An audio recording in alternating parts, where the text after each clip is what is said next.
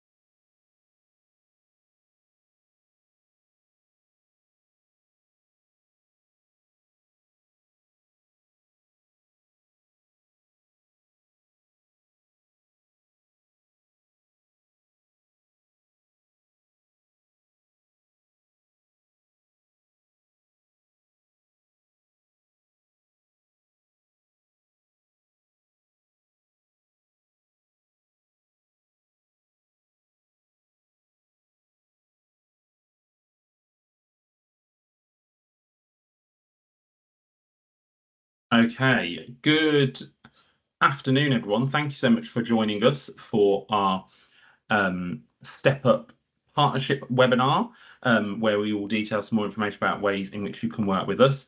A huge pleasure for taking some time out of your day to join us. I understand it is very hot, and it's the summer term for those of you who are working in schools or working with schools, and therefore it's a very busy time. Hopefully, you know a little bit about Step Up. If you're not sure who I am, I'm Ben Hobbis. I'm the founder and chair of the network. And this session is for people and organisations who are interested in working with Step Up in a number of different capacities. This webinar is being recorded.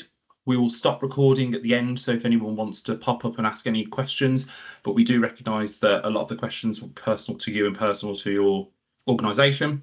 So you may not want to share that in front of others, which is absolutely fine. And we'll talk about next steps and so on in a moment. So I'm just going to share my screen, and hopefully you can all see that coming up now. So why would you want to work in partnership with us? It's a very good question. Collaboration is one of our key themes as a network. We've collaborated with a lot of organisations already, but we found for you to get a flavour of who we are. Now, some of you may have come to an event, you may have followed us on social media, you may have gone on our website, you may have engaged with us in lots of different ways, but you might not know a bit about what it's like to be collaborating with us or partner with us. And there's a number of different ways that you can do that. But first, we wanted to share a little bit about our organisation and our strategy, because we are we believe in openness, honesty, transparency, warts and all kind of way of leading and managing an organisation. So we're going to start with that, and then we're going to look at how you can partner with us. So our organisation and strategy, a bit about who we are. So if you've come to one of our events, you will have seen that this slide usually looks a little bit different, but we recognise that what we launched as and what we are now is very different. So we are a grassroots network, and we're now turned into a community interest company and a social enterprise registered with Companies House. And we work to ensure that new and aspiring leaders in education are able to step up and thrive and not just survive. I hate it when people say, oh, surviving teaching or surviving leading, and it should be about thriving. We also want to make sure that actually people are aware of the many different step ups you can make. You don't have to be a leader in education. You might want to go and become a coach or a mentor or a lecturer or a researcher or so on. And we realise if you do come to one of our events, we share our golden circle from Simon Sinek, Start With Why. So our why, our how, and our what. So we talk a lot about, as an organisation, what we stand for, but we realised as an organisation, we didn't really put out there, well, what is our hopeful contribution to the education sector?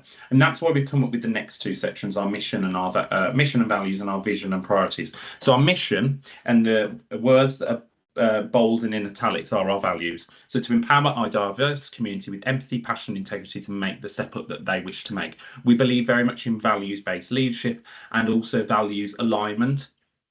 So therefore, if we are working with organisations, we want to make sure that those organisations are aligned to us and we are aligned to them.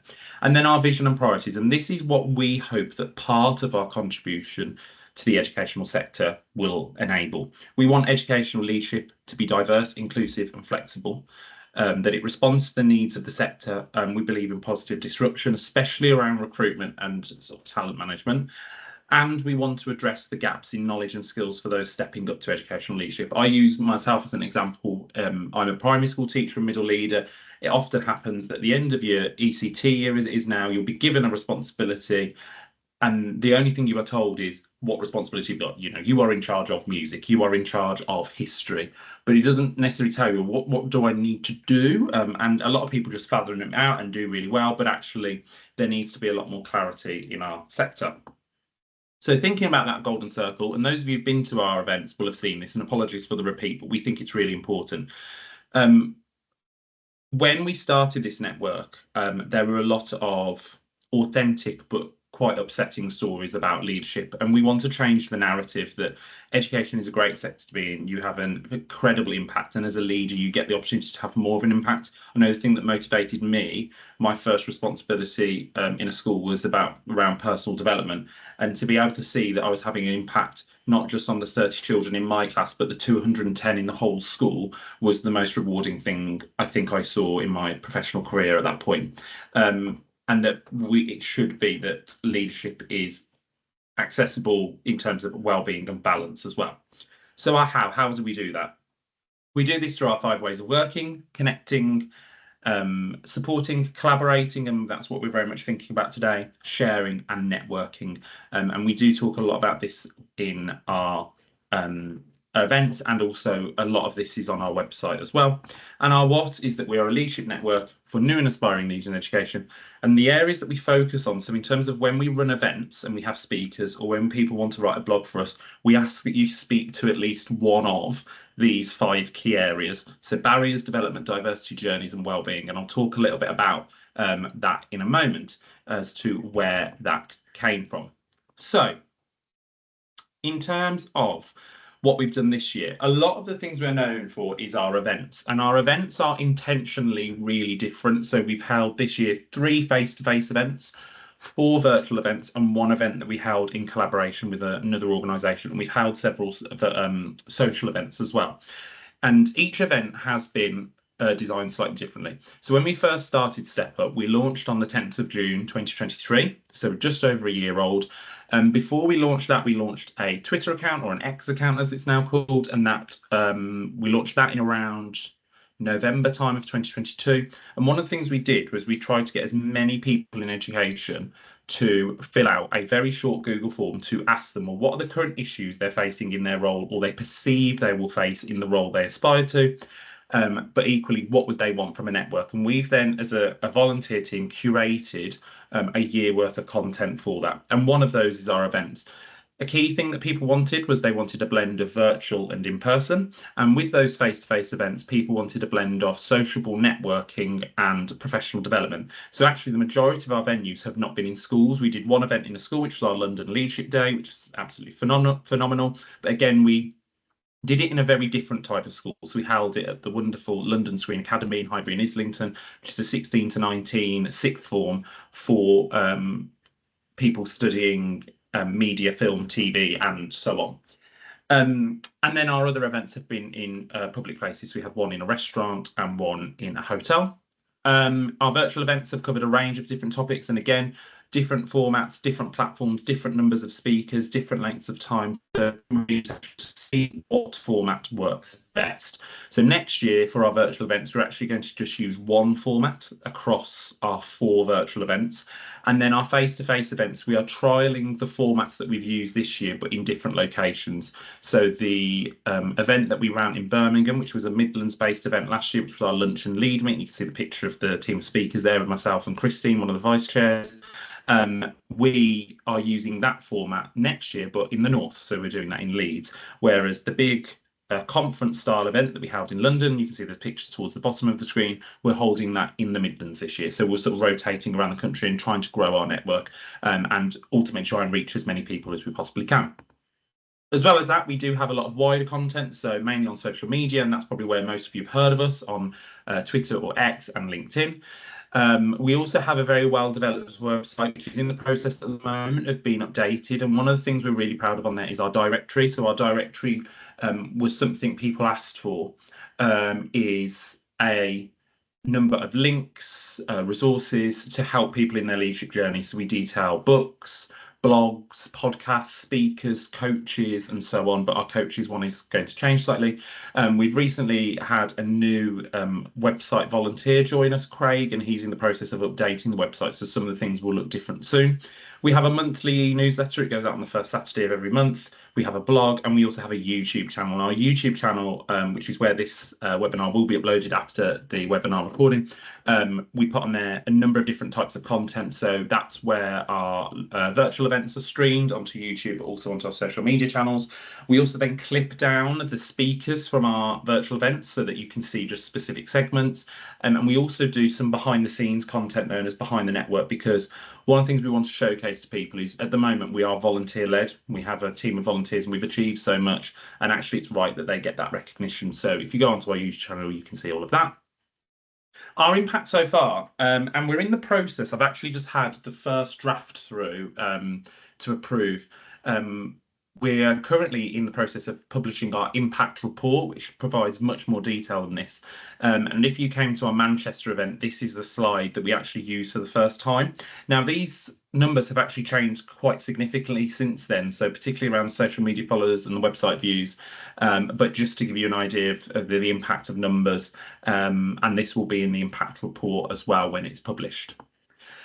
And also our feedback, obviously the impact there measured numerically and quantitatively. This is some of the qualitative feedback, and we've tried to pick a number of different comments that you can see that stress the key things. So we're very much about diversity, representation. We want to make our events as affordable as possible and as accessible as possible, linking to our vision and our mission.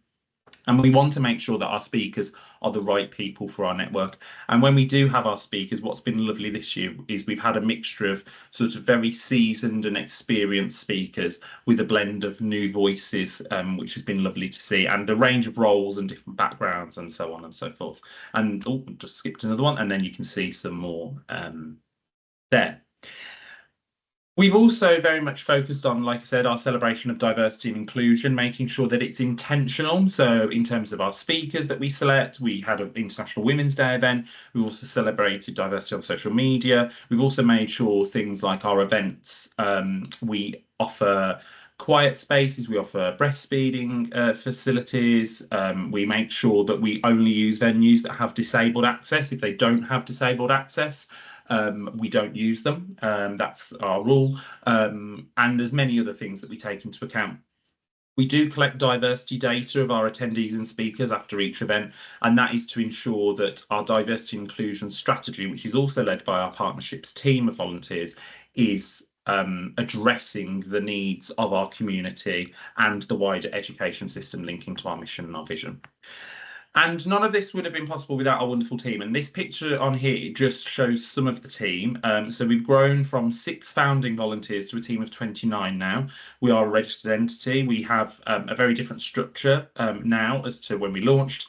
And these are some of the phenomenal people that are part of it. And some people you do see at events, some people are very much behind the scenes, and it's great to celebrate them and all they do. And this is a picture just over a year ago. This is from our first strategy day as an organisation. So one of the things we committed to when we first came together was meeting in person to set the precedents for the network and set the standard and what we wanted it to be. And it was something that was that successful that we decided we wanted to do it every year. So we're actually meeting this Saturday in Birmingham in a hybrid format. So you can see there myself, Uta, Adam and Elaine, and Nikki's taking the photo, and then Christine, who was another volunteer, couldn't be there on that day. And we were sort of the founding 6 volunteers. And it's mad to think that we've gone from 6 to 29 now. And we very much set our organisational strategy around this idea of traction. So traction is a series of books and resources about how to set up an effective organisation and business. And the reason why we're telling you this is because you might feel a bit maybe uneasy or not quite sure linking with an organisation that was unregistered, that is completely led by volunteers. But we want to stress to you that we have a really strong strategy and plan in place. So please be aware that, and we're happy to share what we can share with you to support your decision of whether you want to work with us or not. So now coming on to the second part, which is all about our partnership opportunities. Now, we've had great pleasure of working with a number of different organisations this year. And when I say working with, for some people, it's been that we've made sure that we've amplified them on social media. For some, they've been sponsors for us. So there's sort of very different ends of the spectrum. There's some who've very much been amplifiers for us, and we've been amplifiers of them. There are some who've offered various different things and support, whether that be gifted venues or monetary amounts to make our events a bit more accessible, collaborative events, and so on and so forth. And this is just some of the organisations that we've worked with and championed. Now, in terms of our beliefs around partnerships, I have slightly touched on this. When we are looking to work at different with another organisation, the first thing, which I've already mentioned, is that we're values aligned, and that we do genuinely believe in and understand each other's mission and vision. We believe that partnerships should be mutually beneficial. So even if you're sponsoring us, for example, and you're giving us a monetary amount, actually, we always look at what are we doing for you. We also believe that, linking to that, our partnerships should be clear. So we should have that absolute clarity as, well, what are we getting out of this organisation and what are you getting out of us? So we write a partnership agreement. It's usually a one-page document, and in that document, it will sort of have in there sort of what we're going to do for you, what you can do for us, and any other arrangements and so on. We believe that in partnership should be empowering for both organisations, and we have to ensure that those partnerships are viable. Now, in some cases, obviously some of our partnerships are sponsorships, so it's where money is exchanged or involved, or some sort of gifting of a product or service, and therefore we have to ensure that our network is financially viable. We also have to look at the viability of it in terms of a capacity point of view of our volunteers. Like we said, we're all volunteer teams, we're all full-time. We work full-time, we volunteer part-time. Therefore, we have to make sure that if we're going to work with an organisation, we can truly work with them and not just share emails with them. Okay, so that's what we believe around partnerships. So it's not just a case of working with an organisation for the sake of working, or to help work in a sponsorship case to help our finances. It is there that we believe very much about these 5 things. So, linking to that clarity, one of the things we've created, which I will send to you after this event, is our partner offer brochure. And this was because we have lots of organisations that reach out to say, "Oh, can we do this? Can you help us with this? Can you do this for us?" And what we wanted to do was, it was really hard to manage at first. And so we put a lot of things in place, and 2 of the things we've done, one of the things is what you've seen on the screen. The other part is something I'm going to talk about in a minute, which is our partnerships team. Now, again, it comes back to that thing of what Step Up can do for you and what you can do for Step Up. How a partnership with us will be beneficial for your organisation, employees, and your community. And we've actually got a number of case studies of organisations that we've worked with this year.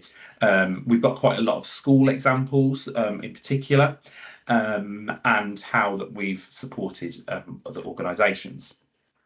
So in terms of our partnerships, we are now broadly grouping our partners into 3 different categories: networks and businesses, coaching and education. And within our partnerships team, we have a volunteer whose pure role is to link with those organisations. So we've got partnerships lead for education, partnership lead for coaching, and partnerships lead for networking and businesses. And ultimately, they are your first port of call, okay, in terms of working with us. And I'll tell you a little bit about the team in a minute. And they're the kind of organisations that we're wanting to work with at the moment. In particular, I would say we're looking to really work with coaching organisations and education organisations. And like I said, we've put a lot of work into this and invested a lot of resource in terms of our people. So in terms of people that make up our partnerships team, we have 3 partnerships leads, as I've just mentioned. We then have our vice chair for partnerships, Uta. We also have a fundraising and sponsorships coordinator. So if it's a partnership that involves some form of monetary benefit or gifting benefit to either ourselves or to yourselves, that person liaises there. And then linking to that, my role as the founder and chair is to oversee any external relationships we have with organisations, and particularly around fundraising and sponsorships. Now, we'd love for you to come to one of our events, and we have got a number of events happening next year. So it would be great to see you there, whether that be as an organisation or as a individual. Next year, we're actually only having exhibitor space at Wolverhampton as our Midlands Leadership Day. So if you are an organisation that would like to exhibit your services, then you're more than welcome to. So now what I'm going to actually do is stop sharing and stop recording. One thing I will though record on is what's next after this. So after this session, the webinar is being recorded. It will be put online. We will send, for anyone that signed up to this webinar, we will send you a copy of our partnerships brochure, which is the brochure I just shared. The best thing to then do is to contact us via the details on there as to how you might want to work with us. So in there, for example, I know we've had a lot of coaches sign up. We've got a whole section on how we want to work with coaches. We've got a whole section with how we can work with schools.